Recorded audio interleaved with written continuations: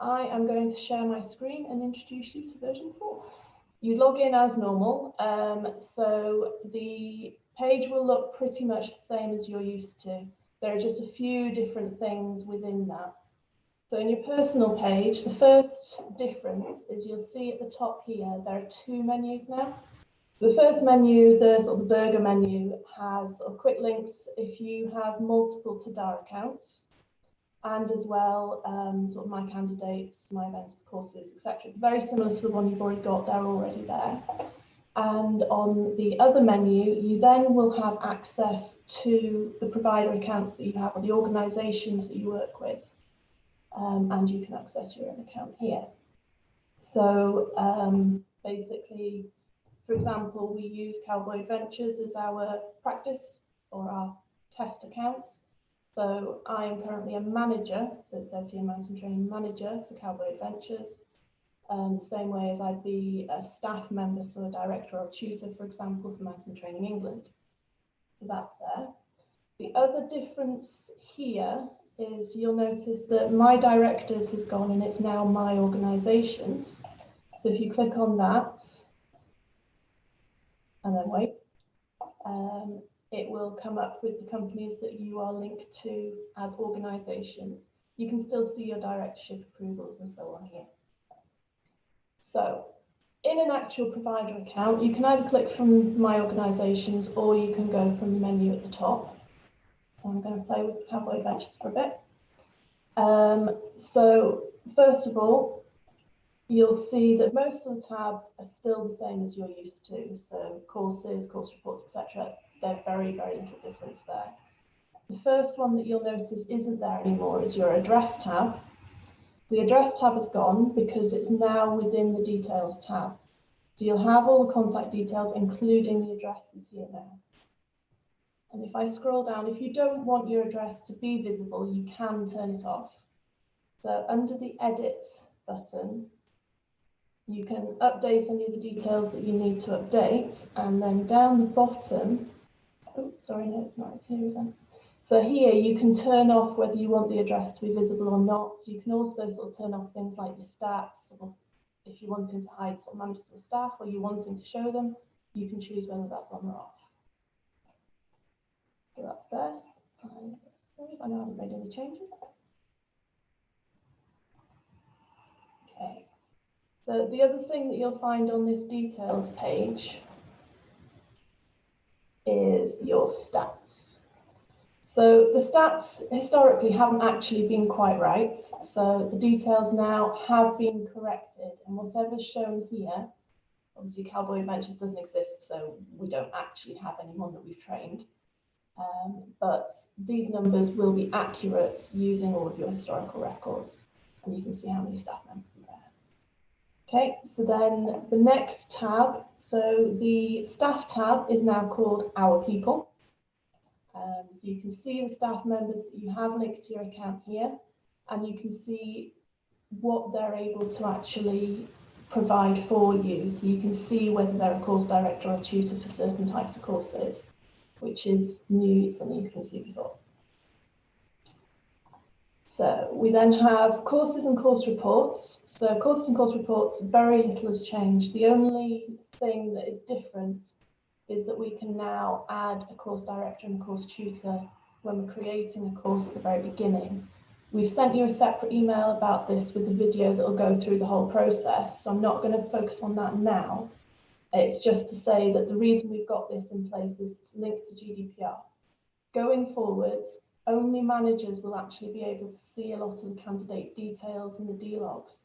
So if you're wanting to see these things, so if you are linked to a particular course and you need to see a D-log, you need to make sure that that person is able to see it. So your course director is assigned to the course. They will then be able to see the details of the candidates on that course. They won't have access to all of the candidates for the manager, for the provider accounts. And it just cleans up that GDPR thing. So it's basically ensuring that you're protected against unauthorized and unlawful processing, and that it just makes it easier for you as data processors. So that's courses and course reports. Moderation status haven't changed. The big difference that you'll notice though is that we haven't got all the individual financial tabs. So the course fees, the annual fees and the payments tabs have all now been linked under this one tab called financial. I'm going to click on this. And oh yes, Cowboy Adventures. There's nothing on this one because surprise, surprise, we don't do very much with it. So I am going to change to another provider account now just to show you the financial stuff. The other thing that I was going to mention is you've probably noticed the provider account here. So this is your provider number as you know it. So it's, for example, you probably use your provider number quite regularly. You'll probably notice that it's different now to the number at the top, which is your legal entity number. So when you're searching for a provider, the legal entity number is the one that you search for, but you can still see what your old number was. So I'm going to now just go to another account. So I'm going to go to Master Training England. Just wait for it to load. Okay, so again, provider accounts looks like this. So I'm going to go to the financial tab. And basically all financial information will come under this one tab. So the first thing that you see is your balances. So if there was an outstanding balance here, underneath the amounts, you'd have a little box that says pay now. And you can go through that and you can pay either through the system or you can set up for having an invoice or another payment method. You then have your filter. So you can, here you can filter specifically for an associate, for a legal entity that you've got linked to a payment. So it could be another provider, it could be a candidate. So you can search from there either by name or by their ID. Or you've got a quick search here where you can search for a particular transaction. So you can use the transaction ID number. And here we've got quite a strong search facility. So you can search in a lot more detail. You could be doing a date range, you could be doing specific things that you're looking for, particular refunds or so on. And basically you can do sort of a lot of reporting. If you have someone who is working as a financial person, they want to be able to get a stage report, for example, they will be able to do this, and it's very, very good as a financial tool. So a little bit about what you'll see in the statement then. So each transaction, it has a transaction ID, and it will then have information about what it is here. And we also will say if it's been paid or not and how it's been paid. So here you can see, for example, you've got a payment, and underneath you can see that we've got an invoice. These two are actually linked. One is the payment, the second is the invoice. And what will happen is you can see here that they've actually been allocated. So financially that has already been done for you. They're allocated and paid in full. And you'll see that the balance is now 0. The other thing that you can do as well is you can look at the details of it. So for example, if this was course fees, you'd be able to see the details of the course and therefore the people linked to that course. And on the invoice, you can actually print off a full invoice of that. Oh, it's going to open that up as an invoice. Didn't mean to click that, sorry. So we can see that there is an invoice there. So that's the financial page, and I don't think I've missed anything else off there. So with the finance page, it's going to be a matter of you having a bit of a look around, having a bit of play and to see what there is available to you on this page. But there are a lot more of the financial tools that you might need as a business. And I think actually that's pretty much it. A lot of it is still very much the same, and there are only the changes really that I've spoken about.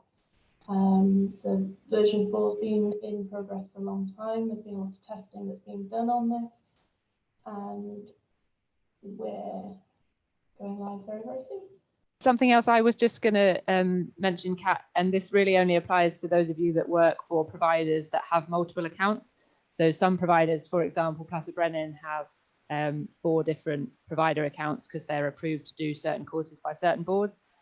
When you hover over your username that Kath showed you earlier so that you can see all of the providers that you work for, they will have, for example, Placid Brennan brackets Cymru, Placid Brennan brackets Scotland, so that you can get to the right one. I know that isn't relevant to most of you, but it does apply to some of you, so it's just worth knowing. We're hoping this is going to be lovely and smooth and there won't be any issues at all, and that with just a little bit of playing you'll work out the slightly different routes to find the information. And we're really hoping that this sort of financial side of things is going to be very, very useful to you. If you do have questions later on, do obviously get back in touch with us and we're more than happy to go through things with you. We are making a recording of this and we've got another session tomorrow. So any questions that come out of that, we will make sure that we share the answers, and hopefully everything will run smoothly and we will have a nice system set up very, very soon.